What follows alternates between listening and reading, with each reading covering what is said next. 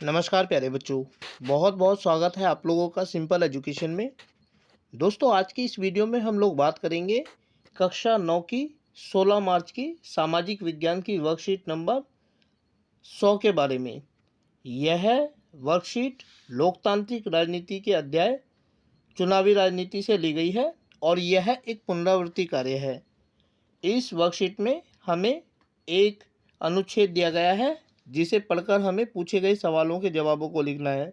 इसके अलावा कुछ अन्य सवाल दिए गए हैं इस वर्कशीट में जिनका जवाब हमें देना है। दोस्तों, संभवतः यह इस सत्र की अंतिम वर्कशीट होगी, क्योंकि मुझे ऐसा लगता है कि इसके बाद कोई और वर्कशीट नहीं आएगी, लेकिन फिर भी ये मेरा सिर्फ अंदाज़ा है। इसीलिए दोस्तों, अनुरोध है कि वीडियो को शुरू से लेकर अंत तक देखिएगा और जो सवाल इसमें दिए गए हैं उनसे ध्यान से समझिएगा।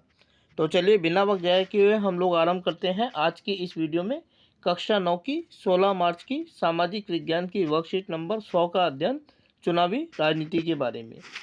दिए गए अनुच्छेद को ध्यान से पढ़िए और प्रश्न संख्या 1 से 3 तक के उत्तर लिखिए। हमारे संविधान निर्माता चुनावी प्रतिद्वंदिता की समस्याओं के प्रति सचेत थे, फिर भी उन्होंने भविष्य के नेताओं के चुनाव के लिए मुक्त चुनावी मुकाबले का ही चयन किया। उन्होंने ऐसा इसलिए किया क्योंकि दीर्घकालिक रूप में यही व्यवस्था बेहतर काम करती है। एक आदर्श दुनिया में ही सभी राजनीतिक नेताओं को मालूम होता है कि लोगों का हित किन चीज़ों में है तथा ये सभी नेता लोगों की सेवा की प्रेरणा से ही राजनीति में आते हैं, पर असल जीवन में ऐसा नहीं होता। दुनिया भर के सभी नेताओं को अन्य पेशों के लोगों के समान आगे बढ़ने की, अपना करियर बनाने की चिंता होती है। वे सत्ता में बने रहना चाहते हैं या अपने लिए बड़ी से बड़ी कुर्सी और ज़्यादा से ज़्यादा अधिकार पाना चाहते हैं। संभव है कि उनके अंदर लोगों की सेवा करने की भावना भी हो, पर सिर्फ इस भावना के भरोसे चीज़ों को छोड़ना जोखिम का काम है। यह भी संभव है कि उनके अंदर लोगों की मदद करने की भावना हो, पर उन्हें यह मालूम ना हो कि यह काम कैसे किया जा सकता है, या फिर यह भी हो सकता है कि उनके मन में जो विचार हो उनका लोगों की ज़रूरतों या स्थानीय परिस्थितियों से मेल ही ना बैठे। तो प्यारे बच्चों, ये अनुच्छेद था। अब इस अनुच्छेद के आधार पर 3 सवाल दिए गए हैं जिनका जवाब हमें देना है। यहाँ स्थान की कमी है, इसलिए अन्यत्र हम देखेंगे कि इन सवालों के जवाबों को हम कैसे लिख सकते हैं और उसके बाद आगे हम बढ़ेंगे और प्रश्न संख्या 4 से लेकर 6 तक जो सवाल दिए गए हैं उनके जवाबों को भी जानेंगे। तो चलिए देखते हैं कि क्या है ये सवाल और कैसे दे सकते हैं हम इन सवालों के जवाब। दोस्तों, पहला सवाल है कि हमारे संविधान निर्माताओं ने स्वतंत्र चुनावी प्रतिद्वंदिता की व्यवस्था क्यों चुना। और इसके जवाब को हम इस तरीके से लिख सकते हैं कि हमारे संविधान निर्माताओं ने स्वतंत्र चुनावी प्रतिद्वंदिता को इसलिए अपनाया था क्योंकि उन्हें यह लगता था कि भविष्य में यही सबसे बेहतर प्रणाली होगी। दोस्तों, स्पष्टीकरण अगर दे तो हम कह सकते हैं कि जिस समय हमारा देश आज़ाद हुआ था 1947 में, संविधान बनाने की प्रक्रिया उससे पहले ही आरंभ हो गई थी। उस समय हमारे देश के जिन संविधान निर्माताओं ने संविधान बनाने का काम किया था, वो ये चाहते थे कि भारत के देश में राजनीति जो है और देश का शासन है जो है वो जनता के द्वारा चुना जाए। उस समय हालांकि दुनिया के अधिकांश देशों में राजशाही थी, राजाओं का शासन था। तो अगर भारत के लोग चाहते, संविधान निर्माता चाहते, तो संभवतः वो भी राजशाही को चुनने के बारे में सोचते, लेकिन उन्होंने ऐसा नहीं किया, बल्कि उन्होंने राजनीति को तिलांजलि देते हुए लोकतांत्रिक व्यवस्था के बारे में चुना, जहां विभिन्न चुनावी दल आपस में चुनाव लड़ेंगे और उन्हीं में से जनता अपने प्रतिनिधि का चुनाव करेगी। तो क्योंकि उनका मानना था कि भविष्य में राजशाही का खात्मा हो जाएगा और लोकतांत्रिक व्यवस्था जिसमें चुनावी प्रतिद्वंदिता एक महत्वपूर्ण बिंदु होगी, उसे उन्होंने चुनने का प्रयास किया। तो इसलिए उनका मानना था कि लंबे समय में आगे चलकर चुनावी प्रतिद्वंदिता की स्थिति लाभदायक होगी, इसीलिए उन्होंने इसे चुना बजाय राजशाही के। अगला सवाल है कि किस परिस्थिति में चुनावी प्रतिद्वंदिता आवश्यक नहीं है। और इसके जवाब को हम इस तरीके से लिख सकते हैं कि यदि किसी देश में बहुदलीय राजनीतिक व्यवस्था ना हो तो वहाँ चुनावी प्रतिद्वंदिता की ना तो कोई आवश्यकता होती है और ना ही प्रासंगिकता। प्यारे बच्चों, अगर स्पष्टीकरण दें तो हम कह सकते हैं कि चुनावी प्रतिद्वंदिता उन देशों में कारगर है जहां बहुदलीय राजनीतिक प्रणाली को अपनाया गया है, क्योंकि विभिन्न दल आपस में चुनाव लड़ने का काम करते हैं। लेकिन यदि किसी देश में बहुदलीय राजनीतिक व्यवस्था नहीं है, एक ही राजनीतिक दल है या दो राजनीतिक दल है, तो उनके बीच चुनावी प्रतिद्वंदिता जो होती है, जो वास्तविक नहीं होती और ना ही आवश्यक होती है। तो ऐसे देशों में चुनावी प्रतिद्वंदिता का कोई महत्व नहीं रह जाता। अगला सवाल, केवल राजनीतिक नेताओं की सेवा भावना के भरोसे चीज़ों को छोड़ना जोखिम का काम क्यों है? इसका जवाब हम इस तरीके से लिख सकते हैं कि जब तक राजनेताओं का अपना करियर प्रतिष्ठा राजनीति से ना जोड़े जाए, तब तक सिर्फ जन सेवा की भावना के नाते राजनेताओं को नहीं छोड़ा जा सकता। स्पष्टीकरण यदि हम दें तो हम कह सकते हैं कि राजनीति में आने वाले नेताओं को अगर हम ये कह दें कि आपको सिर्फ समाज सेवा के लिए राजनीति में आना है, यही काम करना है, तो संभवतः वो सिर्फ भविष्य के भरोसे उसको छोड़ दें, क्योंकि जब तक उनका अपना करियर प्रतिष्ठा इसमें शामिल नहीं हो जाते, तब तक वो इस दिशा में कोई सकारात्मक कार्य नहीं करते। क्योंकि जब उन्हें ये पता चल जाता है कि अब ये उनका करियर है, उन्हें जनता से वोट मांगने हैं, दोबारा वोट मांगने हैं, तो उन्हें रह सहकर काम करना पड़ता है।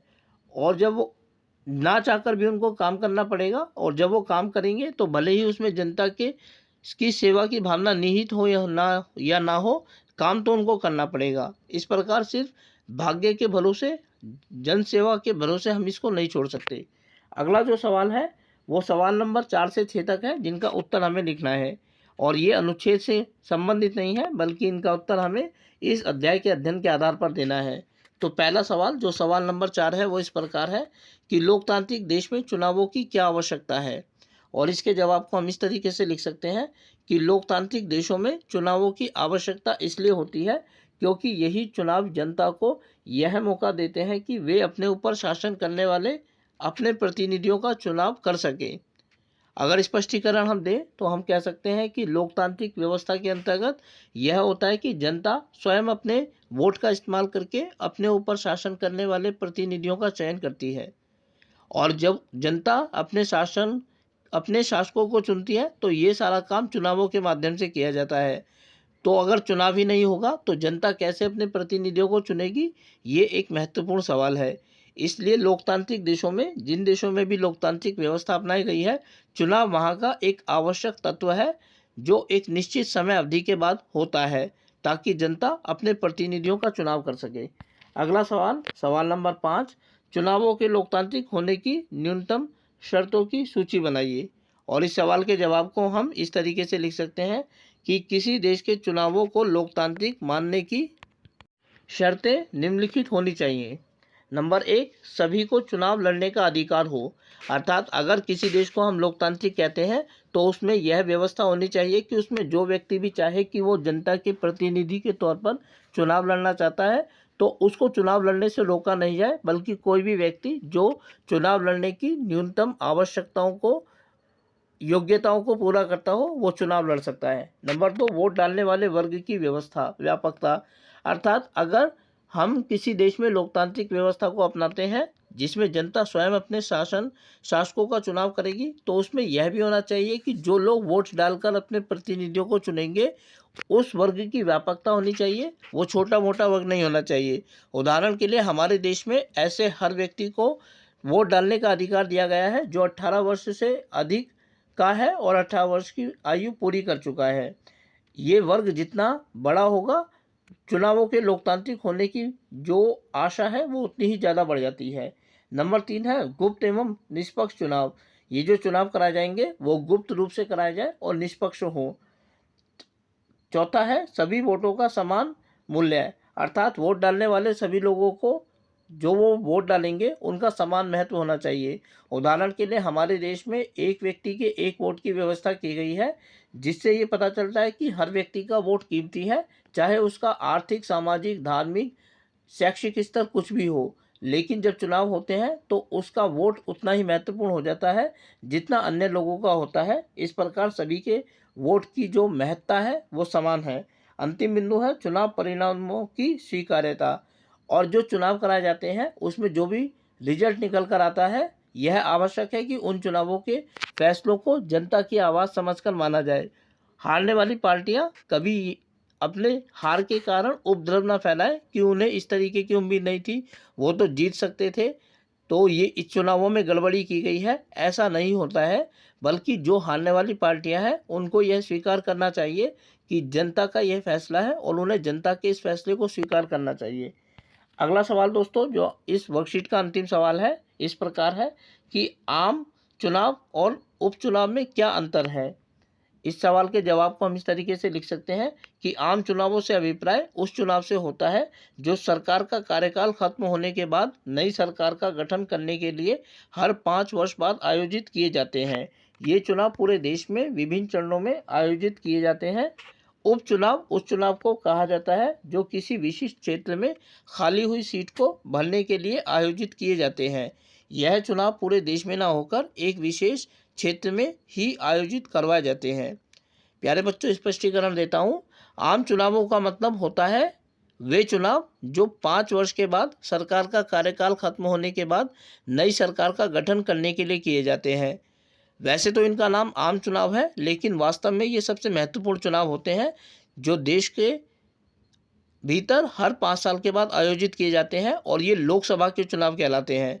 इन लोकसभा के जो चुनाव होते हैं, क्योंकि सरकार का 5 वर्ष का कार्यकाल होता है जो ख़त्म हो जाता है, तो केंद्रीय स्तर पर नई सरकार का गठन करने के लिए ये आयोजित करवाए जाते हैं और ये चुनाव पूरे देश में आयोजित किए जाते हैं।